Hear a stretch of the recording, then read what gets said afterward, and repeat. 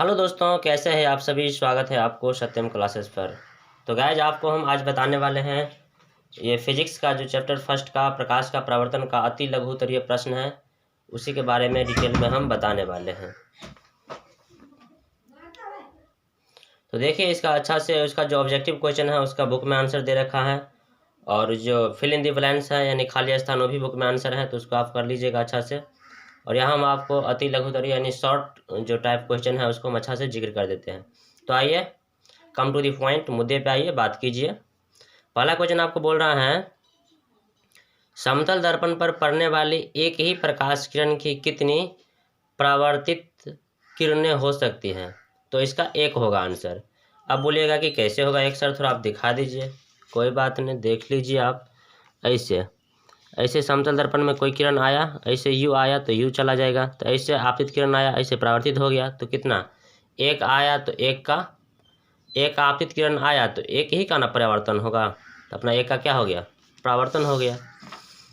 तो समतल दर्पण पर पड़ने वाली एक ही प्रकाश किरण की कितनी परावर्तित किरणें हो सकती है, तो एक। कैसे हो सकती है, तो आपतित किरण एक आएगा तो ऐसे परावर्तित हो जाएगा। सेकेंड क्वेश्चन देखिए आप, समतल दर्पण पर लंबवत पड़ने वाली किरण किस प्रकार परावर्तित होती है। बोलता है समतल दर्पण पर लंबवत पड़ने वाली किरण किस प्रकार परावर्तित होती है। तो हम बताए हैं समतल दर्पण पर लंबवत पड़ने वाली किरण पुनः उसी पथ पर क्या होती है, वापस लौट जाती है।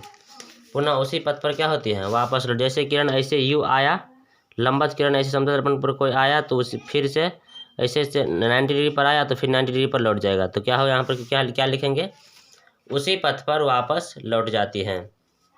तीसरा क्वेश्चन है समतल दर्पण पर अभिलंब आपतन के लिए परावर्तन कोण का मान कितना होता है। तीसरा क्वेश्चन बोल रहा है समतल दर्पण पर अभिलंब यानी आपतन के लिए परावर्तन कोण का मान कितना होता है। तो इसका आएगा 0 डिग्री। कैसे आएगा, सो आप एक बार समझ लीजिए 0 डिग्री आखिर कैसे होता है। तो आपको अगर 0 डिग्री समझना है तो आप देखिए, ये क्या हुआ, मान लीजिए ये कोई प्लेन मिरर है, ऐसे करके कोई किरण आया, ऐसे ऐसे इसका कलर होता है पॉलिश, तो ऐसे आया कोई किरण, ऐसे मतलब लंबवत आया है, मतलब 90 डिग्री से आया है, तो 90 डिग्री से क्या कर रहा है, लौट जाएगा। लेकिन यहाँ बोल रहा है हमें क्वेश्चन में रियल में कि समतल दर्पण पर अभिलंब यानी आपतन के लिए परावर्तन कोण का मान कितना होगा। तो आने वाला कोण भी आ रहा है 90 से और जाने वाला कोण भी जा रहा है 90 से, तो परावर्तन कोण कुछ नहीं हुआ, 0 हुआ। परावर्तन का मतलब हुआ कुछ गैपिंग होना चाहिए, मतलब अगर ऐसे थोड़ा तिरछा करके आएगा तो तिरछा जाएगा, बीच में हम क्या करेंगे, एक अभिलंब मानेंगे। अभिलंब मानेंगे तब ना पता चला कि इतना से आया, इतना गैपिंग करके जा रहा है, मतलब मान ली कुछ डिग्री से 30 डिग्री से आ रहा है तो 30 डिग्री से जाएगा। लेकिन ये तो सिर्फ सीधा आ रहा है, सीधा जा रहा है, जिसके बीच में कोई गैपिंग नहीं है, कोई गैपिंग नहीं आ रहा है, तो इसीलिए परावर्तन का मान क्या हो गया, 0 डिग्री हो गया। परावर्तन कोण होने के लिए कुछ गैपिंग होना चाहिए बीच में, जैसे यहाँ से यहाँ पर क्या हुआ है, इस पर गैपिंग हुआ, तो गैपिंग के बीचों बीच मान लिया अभिलंब, तो इधर जितना डिग्री कोण बनेगा आपतन कोण, सॉरी इधर जितना डिग्री से आएगा आपतित किरण उतना ही डिग्री से क्या हो जाएगा, परावर्तित हो जाएगा। नेक्स्ट क्वेश्चन आपको बोल रहा है 4 नंबर, प्रकाश के परावर्तन के कितने नियम होते हैं। आप लोग जानते हैं अच्छे से, प्रकाश के परावर्तन के 2 नियम होते हैं। बस शॉर्ट टाइप है, बस इतना ही बताना है, प्रकाश के परावर्तन के 2 नियम है। कौन कौन है, कैसे है, नहीं जिक्र करना है, आगे बताएंगे। समतल दर्पण में वस्तु दूरी और प्रतिबिंब दूरी में क्या संबंध है। बताए थे कि समतल दर्पण में वस्तु दूरी बराबर होता है किसका, प्रतिबिंब दूरी का। यानी समतल दर्पण में जितनी दूरी पर वस्तु होगा उतना ही दूरी पर क्या होगा, प्रतिबिंब होगा। तो इसका आंसर क्या होगा, समतल दर्पण में वस्तु दूरी बराबर प्रतिबिंब दूरी होता है, यही संबंध है। आगे 6 नंबर क्वेश्चन बोल रहा है गोलीय दर्पण कितने प्रकार के होते हैं, उनके नाम लिखे। तो गोलीय दर्पण बताया है कि गोलीय दर्पण 2 प्रकार के होते हैं, एक उत्तल दर्पण और एक अवतल दर्पण। अगर आपको यहाँ सिर्फ पूछे दर्पण कितने प्रकार के होते हैं, तो दर्पण होते हैं 2 प्रकार के, एक समतल दर्पण और एक गोलीय दर्पण। और गोलीय दर्पण कितने प्रकार के होते हैं, तो गोलीय दर्पण 2 प्रकार के, एक उत्तल दर्पण और एक अवतल दर्पण। That's solve. नेक्स्ट क्वेश्चन के बारे में जिक्र कर लेते हैं अब। Question number 7।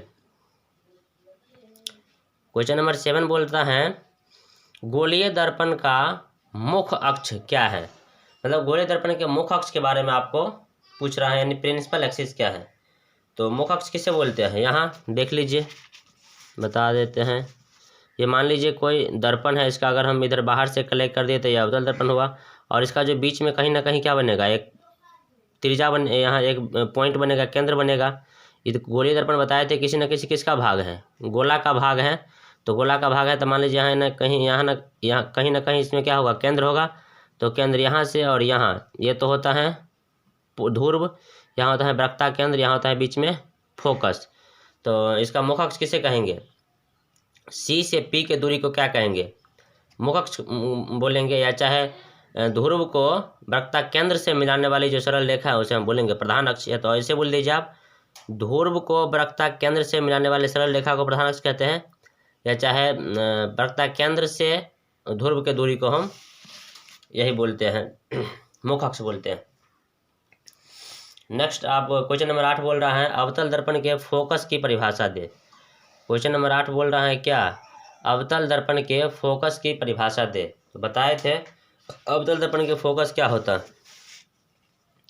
अवतल दर्पण के फोकस अगर बोल रहा है तो ऐसे प्रधान अक्ष के समांतर खींची गई किरणें, प्रधान अक्ष के समांतर खींची गई किरणें दर्पण से परावर्तन के बाद मुख्य फोकस से होकर जाती हैं, जिसे क्या बोलते हैं, अवतल दर्पण के मुख्य फोकस कहते हैं। प्रधान अक्ष के समांतर खींची गई किरणें दर्पण से परावर्तन के बाद जहां मिलती हैं उसे क्या बोलते हैं, अवतल दर्पण के मुख्य फोकस कहते हैं। बस यही है, प्रधान अक्ष के समांतर खींची गई किरणें दर्पण से परावर्तन के बाद जहां मिलती हैं उसे अवतल दर्पण के मुख्य फोकस कहते हैं। और उत्तल दर्पण का मुख्य फोकस पूछ दे तो प्रधान अक्ष के समांतर खींची गई किरणें दर्पण से परावर्तन के बाद जहां मिलती हुई प्रतीत होती है उसे अवतल दर्पण का मुख्य फोकस कहते हैं, सॉरी उसे उत्तल दर्पण का मुख्य फोकस कहते हैं।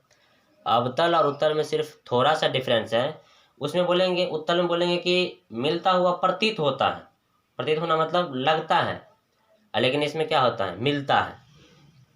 अवतल दर्पण में मिलता है और उत्तल दर्पण में मिलता हुआ प्रतीत होता है, बस इतना का अंतर है।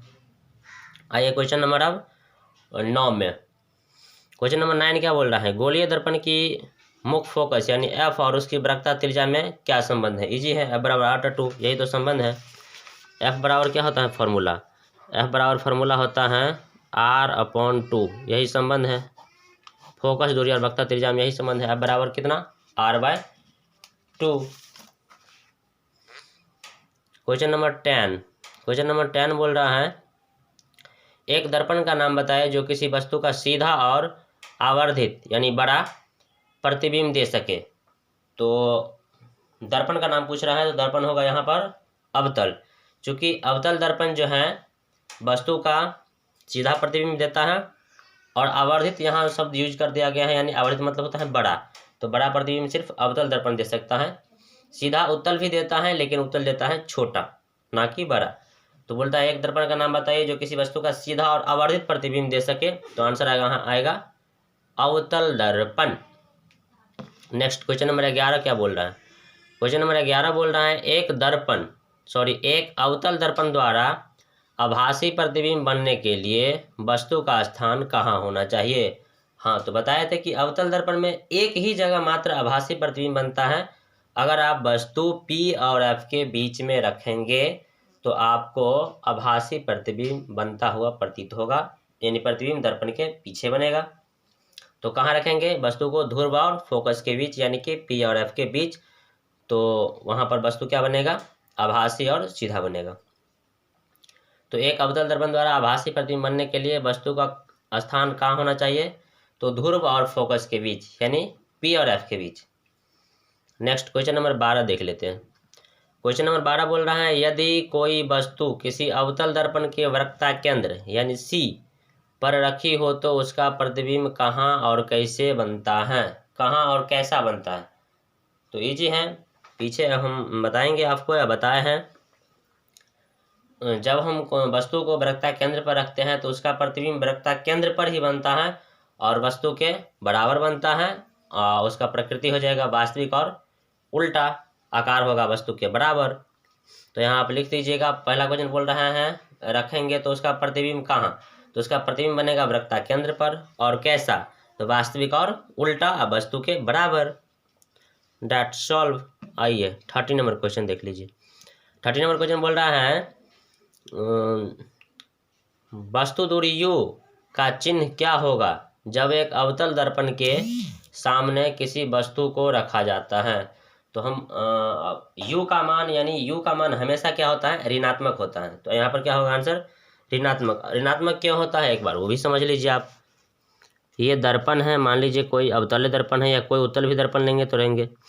हम आपको यहाँ चिन्ह परिपाटी के नियम पढ़ाए हैं। चिन्ह परिपाटी का नियम होता है ऐसे, यहाँ होता है ध्रुव। तो सभी दूरियां कहाँ से, सभी दूरियां मापी जाती हैं दर्पण के ध्रुव से। तो वस्तु हमेशा ध्रुव इस साइड होता है, वस्तु किस साइड होता है, इस साइड। तो इधर का निगेटिव होता है आपतित प्रकाश, इधर होता है आपतित प्रकाश,